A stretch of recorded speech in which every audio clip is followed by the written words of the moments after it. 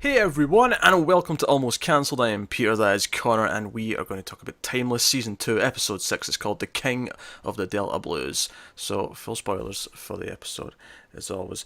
Connor was greatly offended mere seconds before we started this because I had to double check the name of the character in this because I'd never heard of him before. And there was great disgust on his face at Yes, that. I quoted Connor Mason and called him a Philistine. Which is absolutely not even remotely the best line from Mason in this episode. It's not even the best line from that scene from Mason, It's not, but it was the most appropriate. because honestly, I don't know if I've laughed more in this show than when there's a fourth seat ready. Which, by the way, I'll just say they fixed this. Oh, we can have a fourth person very quickly off camera. Basically, it was such a Pretty big much, deal. we get Rufus just Yeah. discovering it. It was such a big deal, and it's done so much damage to Gia. But no, it's just fixed. It's fine. Which, don't get me wrong, it's fun that we can have four people now. It's just whatever. Anyway, so they turn around and Mason's getting drunk because he's upset. This is the day he's officially getting all his holdings have been taken from him. His company's officially not his anymore. He's just he's been from the grid point of view, he's just been cut off completely. Yeah, Everything that's to his name is gone, and he's really upset about this because obviously he's a very egotistical man. He's a very proud man, and they basically say, okay, well, you know about this Johnson fellow, so you can be the fourth person. You're the one that's going. Flynn's going, not Wyatt, because Christopher's got something for him, so it's going to be those four, and. He's like, oh no, I shouldn't go, blah, blah, blah. And Lucy eventually brings up, wait, and all those tests of us, like, taking tests, like, going on this ship, and all the tests before that, you've never actually travelled through time yourself. And he responds with, well, it's pretty dangerous. and they're all like, "Yeah, we know." And it's like, exactly. See, Oh, that really cracked me up. That really made me laugh. But yeah, I'd never heard of this dude before, this Robert Johnson. disgraceful. Need some music history lessons. What was funny actually is I feel like this again, much like a Legends episode this year, it was actually a very similar idea in that they were saving rock and roll because that created counterculture. This just went a bit deeper back into because obviously the Legends episode was Elvis. This went a bit deeper further back. It was a deeper cut, especially for me. Like I say, I'd never heard of him. I've heard of Elvis though, so I should hope so. Oh. So I thought it was interesting. They never mentioned that, because he's one of those the ones that died at 27. One of the what was he? Oh. one of the earliest members of that, and they never mentioned that, which I thought was interesting. Because especially as they talk all the time about how he's cursed and stuff, but they never get to that. Yeah, given the fact that that's part of the premise is that he thinks he's cursed because everyone he gets close to keeps dying. It's kind of Yeah, weird not to at least casually reference the fact that he dies at 27. Yeah, it's kind of weird. right. Oh well, Uh, what can you say? it's not a huge thing. It's just Uh, I thought it was weird that they didn't mention it. yeah, they didn't contradict it. They just never brought it up. Yeah, But yeah, hey ho. maybe it's in a deleted scene somewhere. So Rittenhouse want to take him out to like try and get rid of counterculture. They have to go back. They end up getting the producer of the record shot. So the episode ends up going down the path where Mason ends up having to be the one to stop moping, sort of become courageous again. Actually, help him record the album, and Yeah, that's the whole thing we get. Through all that, and there was some fun stuff where he seems to be in his element. He's excited about going to this bar that Johnston's sister yeah. works at, and Rufus is I have no idea what's going on. I don't know any of this stuff. He's going, oh, I know all you people, and introduced Uh, himself and going around the table, and Rufus is Rufus is just just fish out there of going, water. Yeah. okay. So no, I mean that stuff was fun. Yeah, there was also lots of little jokes. There was the Lucy calling herself Taylor Swift, Mason calling himself Lando, and then of course he gets credited on the album when he comes back to As present Lando day Calrissian, yeah. as Lando. I Yeah, think they called Flynn Agent Timberlake. do you know what? I knew she must have made a reference, but I didn't quite catch what she said. She said Yeah, Agent something, and I'm like, I didn't catch that. I'm sure that was a reference to someone else, but I yeah. didn't I catch think it what was it was. Timberlake, if I remember right. That makes sense. That makes sense. Can't remember what Rufus said he was. I don't recall. No, I'm sure he said one, but Yeah. Honestly, it's such a running gag in this show that they always, whenever they have to give an alias, they always pick someone famous from the future. That well, it was just I think it was just the way they burst into the room and said them this time. I'm Taylor Swift, and this is Agent Timberlake.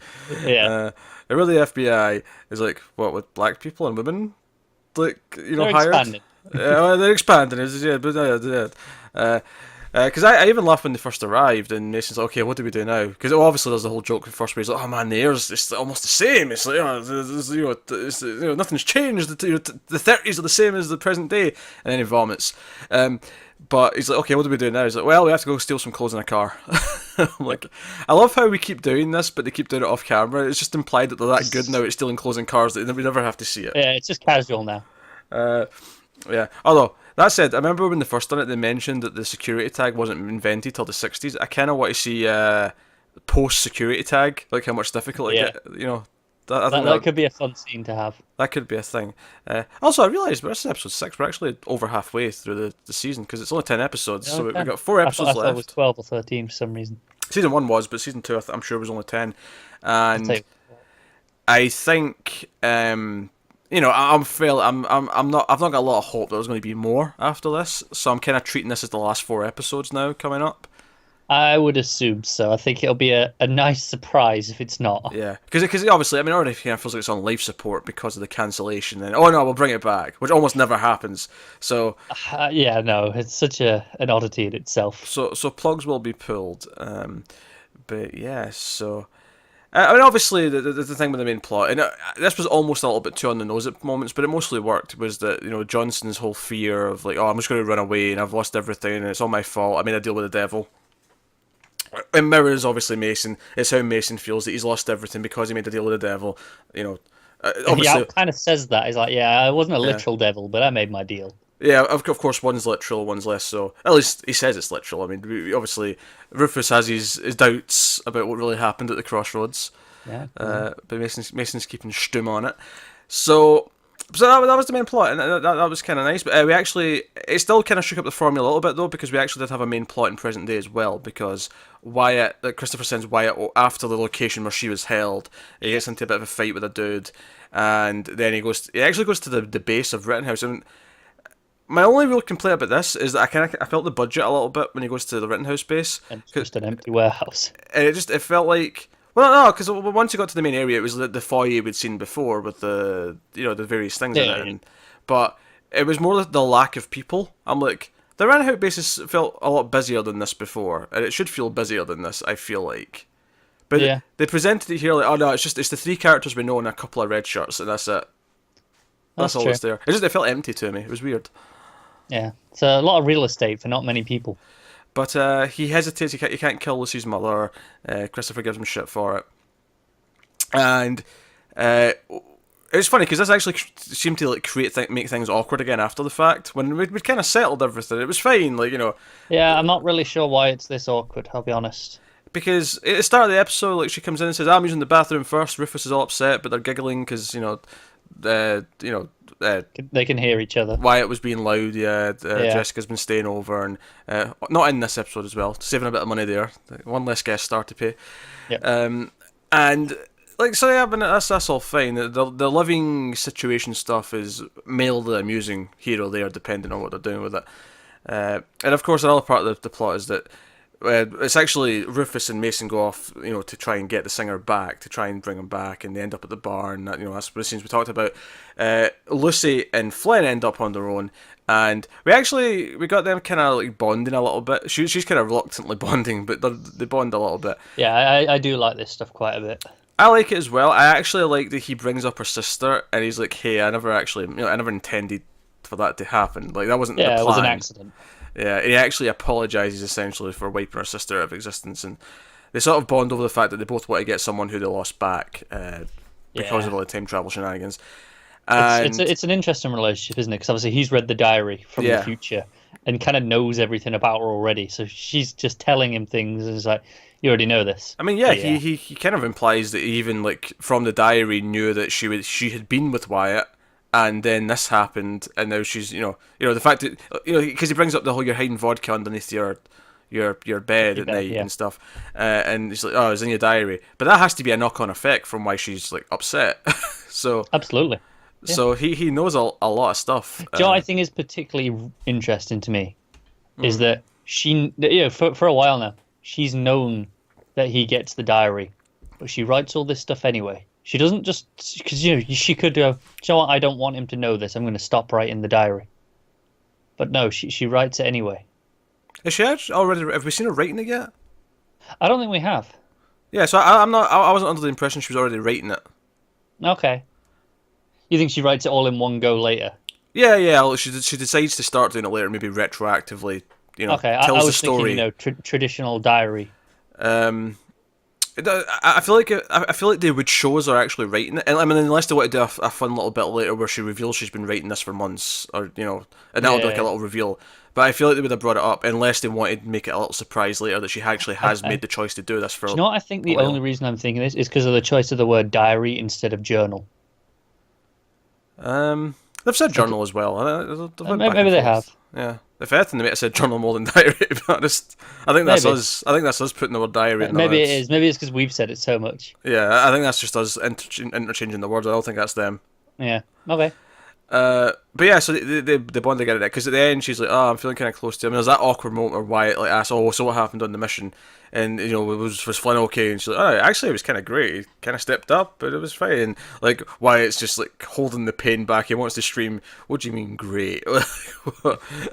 He's not better than me, is Who he?" needs Wyatt? Which was actually that was one of the little funny moments on the trip where he's like, "Hey, listen, we have to level with each other now. We have to get everything out in the open. I'm way more fun on these missions than Wyatt, right?" It's not wrong. But she actually goes to see him and she brings the vodka to have a drink with him. So, Yeah. that was. I really like the way it's impacting their relationship. I'm not really sure how I feel about the Wyatt stuff from this. It's especially I get okay, he's seeing her and Flynn and kind of feels a bit jealous. Yeah, Flynn's literally kind of swooping into where he just was. He literally took his place. and because I'm not opposed to the idea that he kind of realizes that he kept fantasizing about getting his wife back, but he didn't realize that he kind of had settled into a new life that he actually liked, and like now he's seen that being ripped away from him. It feels like he's losing his life all over again. Like Yeah. if they went down that path to an extent, that's fine. But the scene last episode where he kind of looked over and said, "Hey, no regrets. Like I don't regret what we did, but like I think this like Yeah. that really felt like a capper to his feelings for me. That scene." Yeah, me too. And tying it in with Lucy's mother feels particularly weird to me. I'm like, I don't know. Yeah, because 'Cause that's kind of the inciting incident. see when he didn't kill her, right, and then Christopher pulls him up for it. My honest thought was, oh, he didn't shoot her because he knows who it is because it's Lucy's mother. I didn't read it as, oh, it's because he's in love with Lucy, he can't kill her mother. Yeah, I just was like, hey, this is my friend's mom. Maybe I shouldn't shoot her. Yeah, I didn't read this as because he has feelings for her still. But that's immediately what Christopher goes to, so that was a little bit weird for me. Yeah, it felt like a leap to me, and I don't know, it just stuck out. Yeah. But hey, of course, the other stuff, Gia has another vision early on. She doesn't say what it is, but she's clearly distraught by it. She's clearly worried by it. She has an awkward moment with Christopher. Yeah. And then at the end of the episode, she's kind of like just staring at Rufus while he's asleep, and eventually he's like, "Okay, I know I told you not to say anything, but you're clearly like panicking about It's this too one. late. You might as well. Yeah, you've built it up. Go on." She's basically saw Rufus die. Yes, with some cowboys. With some cowboys involved. Yeah, so. Clearly, I wonder if that'll be next episode. Like they'll say, "Oh, hey, this is taking us back to X year. There'll be cowboys around." And it's like, "Oh no," or they'll wait an episode or two, and it'll be like, "Oh no, now's the cowboy mission." Yeah, no, I can see it going either way. It's interesting to me because I can see them doing a technicality. It's like, oh, he dies, like he does die, but then they resuscitate him. Yeah, so no, I can see that. But given that this might very well be the end of the show, they could kill him. They could. I feel. It's like obviously I can think of a couple of examples where they've said someone early on is going to die and then they actually go through with it, and it's quite heart wrenching because you've been trying to avoid it all season and it ends up happening.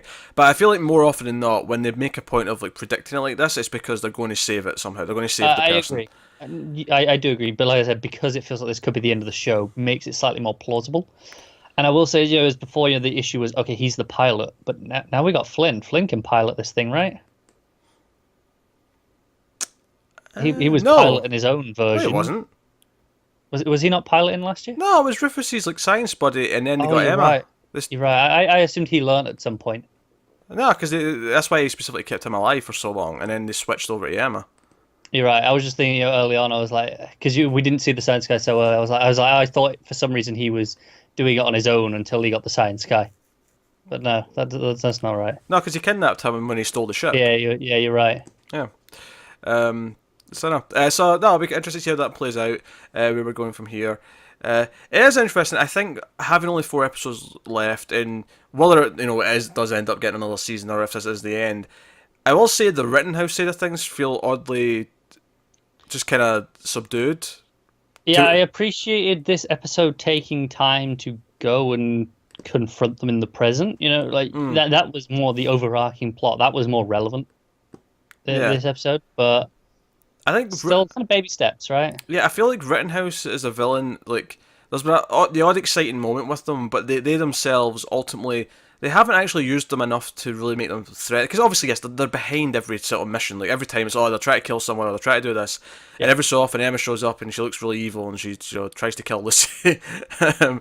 But it's kind of odd that like whatever the plan they're doing, it's not really ramping up yet. We got 4 episodes left. So I would feel like it should be ramping up by now, but. No, I know what you mean. I can see what they do next episode because obviously they ran away in the mothership. Yes. So they could be anywhere. This could be going towards the end game with them now. Yeah, it could be. It's a little bizarre. Just given like where we started with them this season, like other than the fact that they've got sleeper agents that are kind of enacting these missions in the past that our team has to go and stop.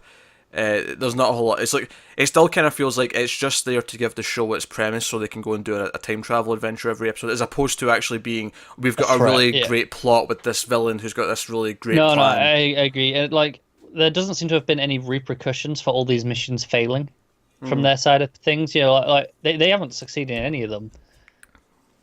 History's always been preserved, maybe tweaked slightly, but the intent has been kept the same.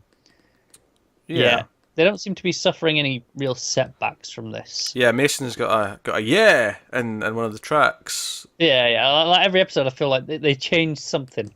Yeah. But... Well, see, I wasn't familiar with the song. I was wondering if maybe there's a yeah in that track, and this was their joking way of saying, "No, that was always Mason." Mason always. Because the way he listens to it at the end, because it's funny, because that's what's coming. He's going to realise that his voice is in the track at the end. You're just waiting for it. You're like, come on, Mason, you can predict this. You know it's coming. Yeah. But hey, it was a relatively solid episode. It wasn't anywhere nearly as exciting, I think, as last week's. Last week's was such a change from the normal episode of Timeless. This was a bit more traditional, but it did have some good character besides a couple of really good funny moments, and progressed a lot of the characters forward in terms of their drama. The Wyatt side of the Wyatt Lucy stuff being the only one that feels a little bit, could we move on from this? It's not tedious yet, but it's just, Yeah, everything this season with them has been kind of so... I'm just waiting on the worst of it. They keep going, okay, here's what we're doing, and then I go, oh, okay, this is better than I expect, and then they do something that makes me go, oh, okay, but we're moving straight onto this instead.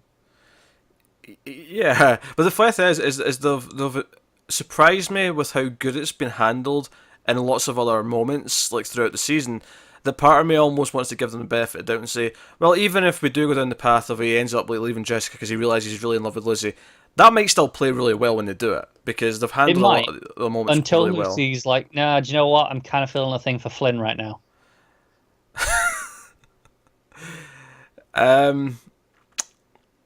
Yeah, but again, there's no point in predicting. There's not. I'm just the cynic in me can see it already. Because you like to predict things you only complain about. That's not something like that. That's not a real serious prediction I'm going to complain about. That's just me going, oh, I can just see the drama. That's how you do it. All right, that is Timeless, episode 6, season 2.